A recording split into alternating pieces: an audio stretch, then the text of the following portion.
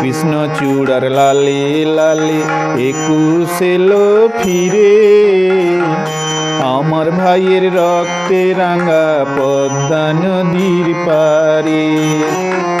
কৃষ্ণ চূড়ার লালে লালে একুশ এলো ফিরে, আমার ভাইয়ের রক্তে রাঙা পদ্মা নদীর পারে।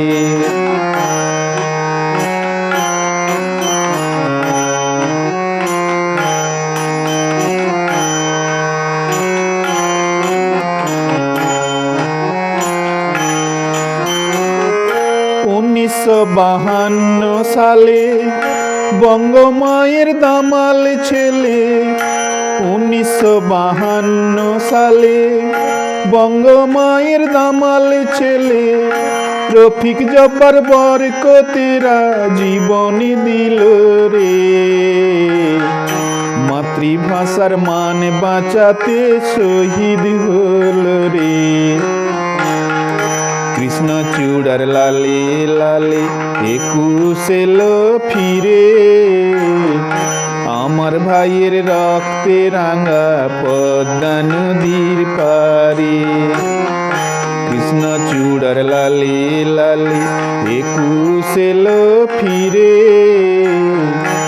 আমার ভাইয়ের রক্তে রাঙা পদ্মা নদীর পারে।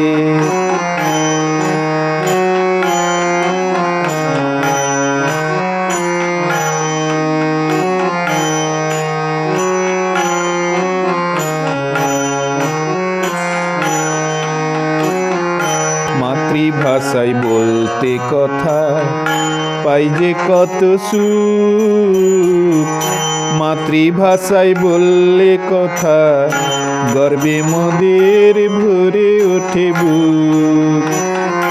মাতৃভাষায় বলতে কথা পাই যে কত সুখ, মাতৃভাষায় বললে কথা গর্বে মোদের ভরে ওঠে বুক।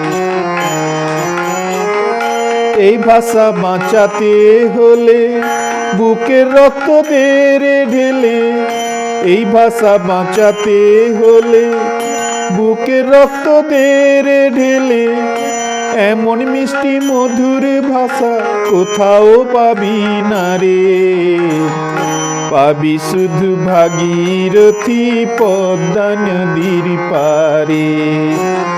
কৃষ্ণ চূড়ার লালে লালে একুশ এলো ফিরে, আমার ভাইয়ের রক্তে রাঙা পদ্মা নদীর পারে।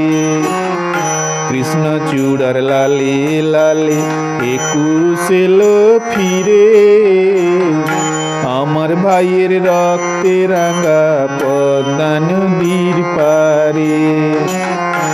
আমার ভাইয়ের রক্তে রাঙা পদ্মা নদীর পারে, আমার ভাইয়ের রক্তে রাঙা পদ্মা নদীর পারে।